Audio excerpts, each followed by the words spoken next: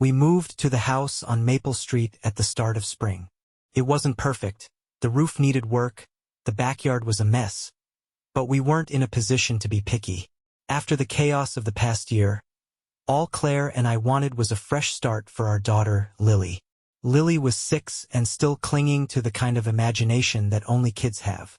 She turned the overgrown backyard into a magical forest and called the dusty attic her secret hideout.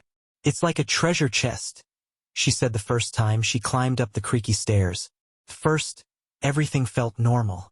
Lily started at her new school, Claire threw herself into decorating, and I spent my evenings trying to fix the leaky faucet in the kitchen. It wasn't paradise, but it was ours. For the first few weeks, the loudest sound in the house was Lily humming while she sat at the dining table, her crayons scattered around her as she drew. Her first drawing was of the backyard. She handed it to me one night with a proud smile, the paper still warm from her busy hands. "It's for you, Daddy," she said. The picture was simple, childish lines and bright colors that only vaguely resembled our yard. The swing set was there, along with the towering oak tree near the fence. But in the far corner of the page, near the tree line, was a black scribble. "What's this?" I asked, pointing to the messy shape. Lily shrugged. "Just something I saw," she said, grabbing another crayon. Her tone was casual, but something about the way she avoided looking at me made me pause. I didn't think much of it at the time. The next morning, as I stepped outside with my coffee, I glanced at the swing set. The chains were moving ever so slightly, the seats swaying as if someone had just been there. It was odd. There wasn't a breeze, and the air was still, but I told myself it was nothing. That night, Lily came back to the table with another drawing. This one was darker. The swing set and the oak tree were there again, but now the black scribble from the corner had grown.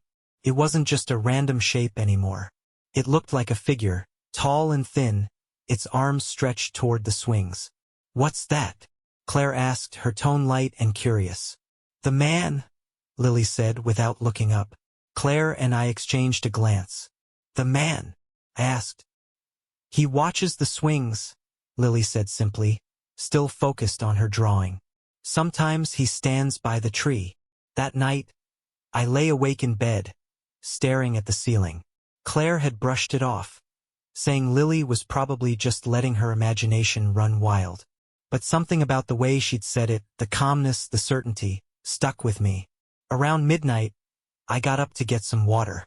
As I passed the back door, I stopped. The swing set was moving again. Both seats were swaying, the chains creaking softly.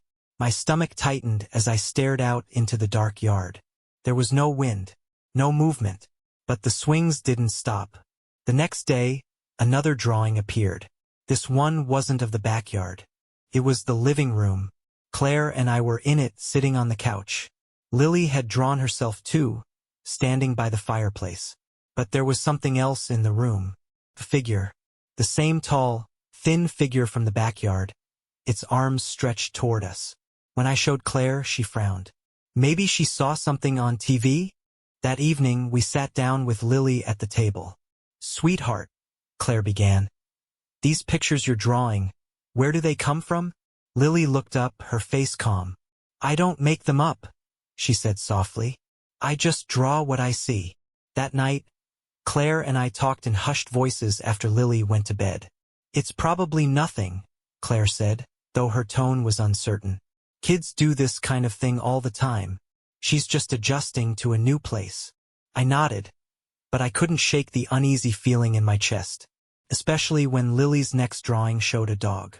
It was an animal we didn't have, or rather, hadn't had since last year.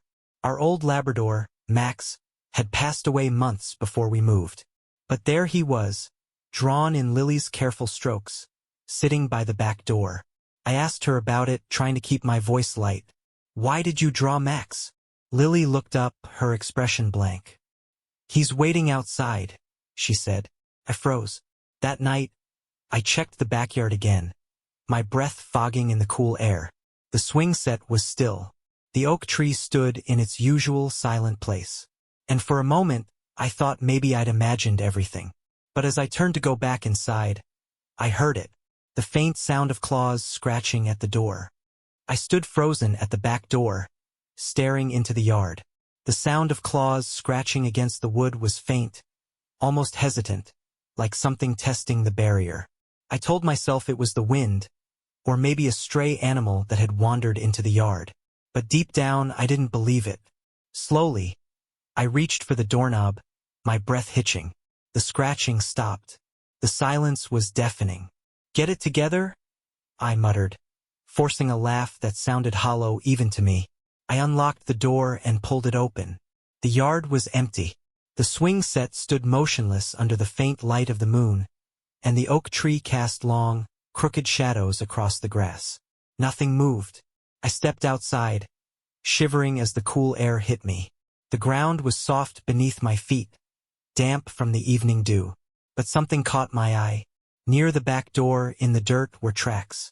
They were faint but unmistakable. Paw prints. Large ones, too big for any of the neighborhood strays I'd seen. They led from the tree line to the door and then stopped. I stared at the prints, my mind racing. Max. I shook my head, trying to push the thought away. Max was gone. He had been gone for months. This wasn't him. The next morning, I decided not to tell Claire about the tracks. She already thought I was overthinking Lily's drawings, and I didn't want to add fuel to the fire. But I couldn't stop thinking about it. When Lily came home from school, I asked her about the picture again. "Sweetheart," I began carefully, "why did you draw Max by the door?" She looked up from her crayons, her expression calm. "Because he was there," she said simply. "Did you see him?" Lily shook her head. "No, but I heard him. He was scratching." I felt a chill creep down my spine. "Lily, Max isn't with us anymore," I said gently. She nodded, her face solemn. "I know, Daddy, but he was still there." That night, Claire and I put Lily to bed early. We sat in the living room with the TV on, but neither of us was really watching. I wanted to tell her about the tracks, about what Lily had said, but I couldn't bring myself to do it. Around midnight, I heard the sound again. Scratching. This time it wasn't at the back door. It was coming from Lily's window. I bolted upstairs, my heart pounding. Lily's room was dark, the faint glow of her nightlight casting soft shadows on the walls. She was sitting up in bed, staring at the window. "Lily, what's wrong?" I asked, rushing to her side. She pointed at the window, her voice calm. "He wants to come in." I pulled back the curtain, half expecting to see nothing but the empty yard. But instead, there was a smudge on the outside of the glass. Paw print. Claire found me in the kitchen later, nursing a glass of water with shaking hands. "What's going on with you?" she asked, her voice soft but tinged with worry. I told her about the scratching, about the smudge on the window. Her face grew pale as I spoke, but she forced a smile. "It's probably nothing," she said, though her voice lacked conviction. "A raccoon, maybe, or a stray dog. We'll clean the window in the morning." But we didn't need to. When we checked the window the next day, the smudge was gone. That afternoon, Lily came to the table with another drawing. This one was different. It wasn't the backyard or the living room. It was her bedroom. The picture showed her bed, the nightlight on the dresser, and the window. And outside the window was Max. But he didn't look like he had in her earlier drawing. This version of Max was darker, almost skeletal. His fur was patchy, his eyes hollow, and he was scratching at the glass. I stared at the picture, my stomach twisting. "Lily," I said slowly, "why does Max look like that?" She tilted her head, as if the question confused her. "That's just how he looks now." Claire looked over my shoulder, her brow furrowing. "Maybe we should take these to someone," she said carefully. "A child psychologist, maybe, just to be safe." I nodded, though my mind was elsewhere. I couldn't shake the feeling that Lily wasn't drawing from her imagination. She was drawing what she saw. That night, I stayed up late, sitting by Lily's door with a flashlight in hand. The house was quiet, the only sound the faint creak of the floorboards as I shifted my weight. And then I heard it. Not scratching this time. Whimpering. It was soft, almost pitiful, like the sound Max used to make when he wanted to be let inside. My throat tightened as I gripped the flashlight, my hand shaking. The sound grew louder, closer, until it was right outside the door. I turned the knob slowly, my heart pounding, and opened the door. There was nothing there, but the faint smell of wet fur lingered in the air. The drawings weren't just pictures anymore. They were warnings, and whatever Lily had seen in her mind was getting closer.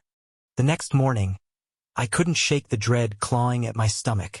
The paw prints near the door, the scratches, the faint smell of wet fur. It wasn't just a coincidence anymore. And then there was the sketchbook.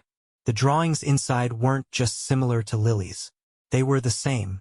I showed Claire the book after breakfast, laying it out on the kitchen table like evidence at a crime scene. She flipped through the pages, her face growing paler with each turn. "These drawings look like hers," she murmured, her voice barely above a whisper. "Not just like hers," I said, my throat dry. "They are hers. Or they will be." Claire slammed the book shut, shaking her head. "This is ridiculous. Someone must have left this behind years ago. We're letting our imaginations run wild." But her voice wavered, and I could see the fear in her eyes. "We agreed to drop the book off with someone. An expert, a psychologist, anyone who could explain what was happening. But before we could, Lily handed me another drawing. It was the attic. The beams, the dusty window, the piles of forgotten furniture. And in the corner near the window was the dog. This time it was different. The dog was gaunt, its ribs protruding beneath patchy fur. Its eyes were blank, hollow sockets, and its mouth hung open in a silent snarl. Scrawled in shaky, uneven letters across the bottom of the page were the words, "He's waiting." I felt my chest tighten as I stared at the picture. "Lily," I said slowly, "why did you draw this?" She shrugged, her small hands clutching a crayon. "That's where he is now," she said simply, her voice calm. I couldn't ignore it anymore. That evening, after Lily was asleep, I grabbed a flashlight and climbed the attic stairs. The air grew colder with each step, the faint smell of wet fur growing stronger. The attic was silent, the only sound my breath echoing against the walls. I swept the flashlight across the room, the beam cutting through the darkness. The boxes were untouched, the furniture coated in a layer of dust. But near the far corner, by the window, I saw something that made my heart stop. A single paw print, dark and wet, pressed into the dust. I froze, my pulse pounding in my ears. "Claire!" I called out, my voice trembling. "Can you come up here?" Her footsteps echoed on the stairs, hesitant and slow. When she reached the top, I pointed toward the paw print, my hand shaking. "Tell me I'm not losing my mind," I said. Claire's face went white. She opened her mouth to speak, but before she could, we heard it. A low growl. It was deep and guttural, vibrating through the walls. Claire grabbed my arm, her nails digging into my skin. "Let's go," she whispered, her voice barely audible. I nodded, my legs shaking as we backed toward the stairs. But then the growl turned into a snarl, louder this time, more aggressive. Something moved in the shadows. Claire let out a small gasp, her grip tightening. The flashlight shook in my hand as I swung it toward the corner.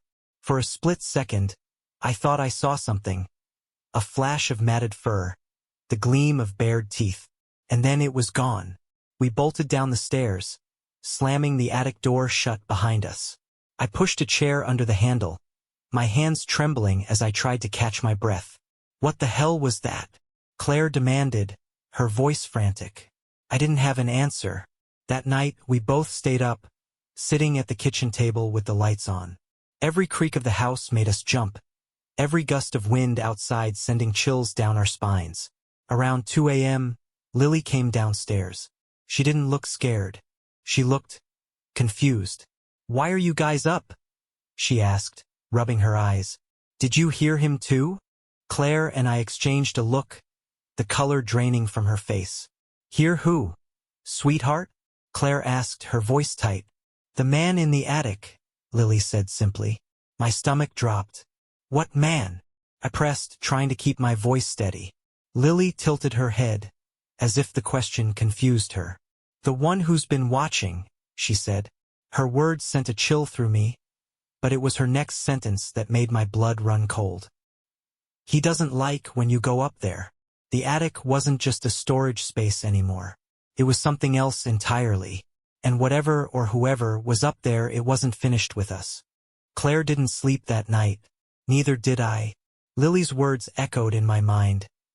"He doesn't like when you go up there." I couldn't push the image of the paw print out of my head, or the brief glimpse of something I'd seen in the shadows.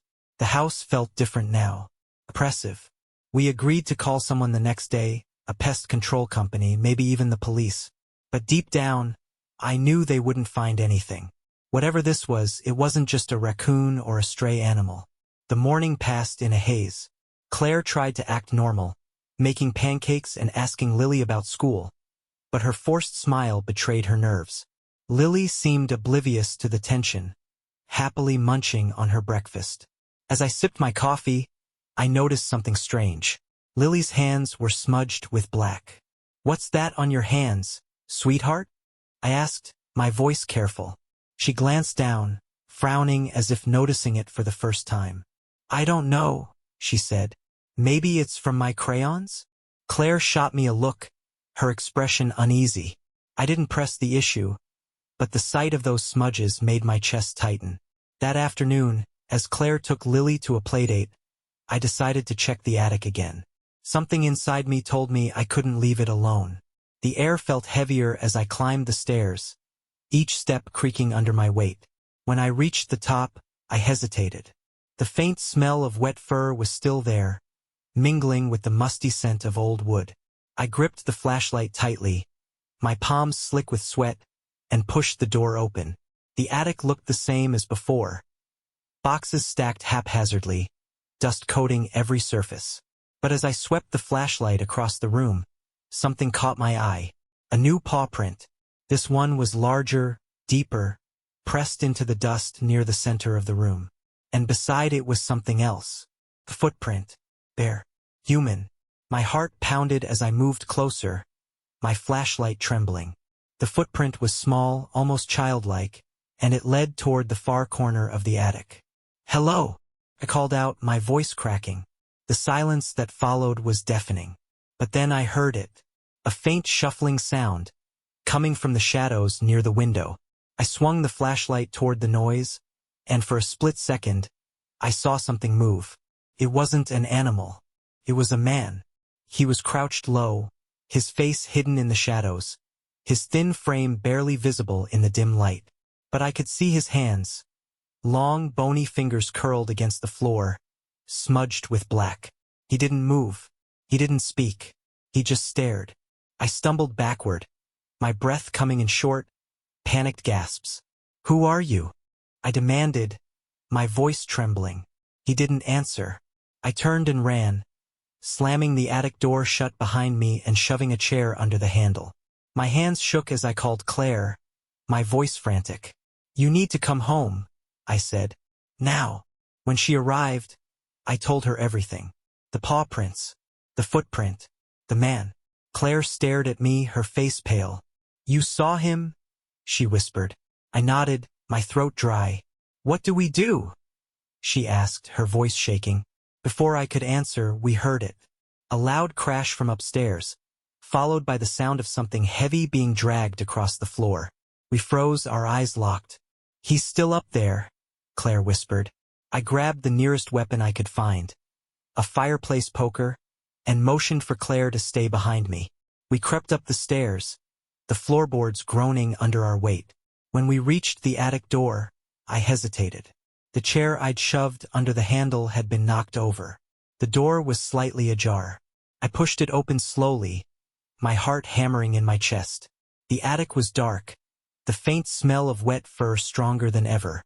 I stepped inside, gripping the poker tightly, and swept the flashlight across the room. The paw prints were gone. So were the footprints. But in the corner, near the window, was something new. A drawing. It was scrawled on the floor in thick, black lines, as if drawn with charcoal. The picture showed our house, but it wasn't normal. The windows were dark, and long, thin figures stood in every room. In the attic, drawn larger than anything else, was the man. His hollow eyes stared out from the paper, his hands stretched toward the stairs. Claire gasped, her hand flying to her mouth. "We need to leave," she whispered. I didn't argue. As we hurried downstairs, I grabbed Lily's drawings from the table. The one of the attic was still there, but something had changed. The dog was gone, and in its place was the man standing at the window watching. The drawings weren't just warnings anymore. They were instructions, and the man was waiting for his next move. We left the house that night.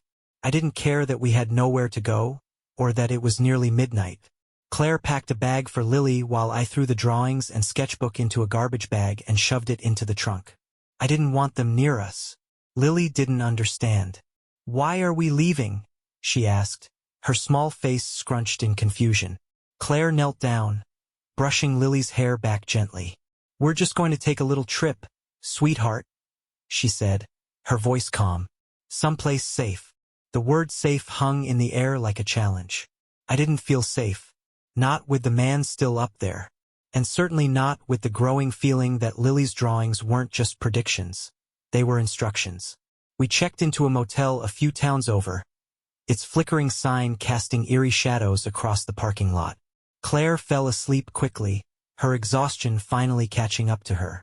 But I stayed awake, sitting in the armchair by the window, staring at the empty street outside. Lily's words from earlier that evening played over and over in my head. "He doesn't like when you go up there." Around 3 a.m. I heard it. A soft thud. It wasn't loud, but it was enough to send a jolt of adrenaline through me.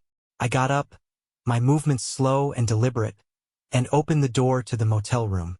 The hallway was empty, the faint hum of the vending machine the only sound. But then I saw it. A piece of paper, lying face down on the floor. I picked it up, my hands trembling as I flipped it over. It was another drawing. This one wasn't Lily's. The lines were heavier, more deliberate. The picture showed the motel, our room circled in thick black ink. And standing at the window staring in was the man. I slammed the door shut, my breath coming in shallow gasps. The paper crumpled in my fist as I backed away, my eyes darting to the window. There was nothing there, but I couldn't shake the feeling that we were being watched. The next morning I decided to burn the drawings. Every last one of them. I drove out to an empty lot behind the motel, carrying the garbage bag filled with paper and charcoal-smudged sketches. I dumped the bag onto the ground, striking a match with shaky hands. The fire spread quickly, the edges of the drawings curling and blackening as smoke filled the air. But as the flames consumed them, something caught my eye. One of the drawings wasn't burning. It was the last one, the picture of the attic with the man in the corner. The flames licked at the edges, but the paper remained intact, the black ink glistening like it was wet. A chill ran down my spine as I stared at it, unable to move. The man's eyes seemed to follow me, his hollow gaze boring into mine. And then, slowly, the ink began to change. The man wasn't in the attic anymore. He was outside. I staggered back, my heart pounding. The drawing wasn't just changing, it was moving. The man's figure grew closer, his long limbs stretching toward the edge of the paper. And then I realized where he was heading. To me. I grabbed the drawing and shoved it back into the garbage bag, stomping out the flames with my foot. I didn't know what to do anymore. Every attempt to destroy the drawings seemed to make things worse. When I returned to the motel, Claire was waiting for me, her face pale. "Lily's gone," she whispered, her voice trembling. "What?" "She was here 1 minute. And then I turned around and..." Her voice broke, tears streaming down her face. I ran to the parking lot, my eyes scanning every corner. And then I saw her. She was standing near the treeline at the edge of the lot, her back to me. "Lily!" I shouted, sprinting toward her. She didn't turn around. When I reached her, I grabbed her shoulders and spun her around. Her eyes were wide, her face calm. "He's here," she said softly. I turned, my breath catching in my throat. The man stood just a few feet away. He wasn't a shadow anymore. He was real. His gaunt frame loomed over me, his hollow eyes filled with something I couldn't understand. He didn't speak. He didn't move. He just stared. I pulled Lily behind me, my hands shaking as I tried to think of something, anything, to do. But before I could react, the man turned and walked into the woods, his figure disappearing into the shadows. We left the motel that night, driving until the sun rose. Lily didn't draw again after that. We never spoke about the man or the attic or the drawings. But sometimes, late at night, I hear the faint sound of claws scratching at the door, and I know he's still out there, waiting,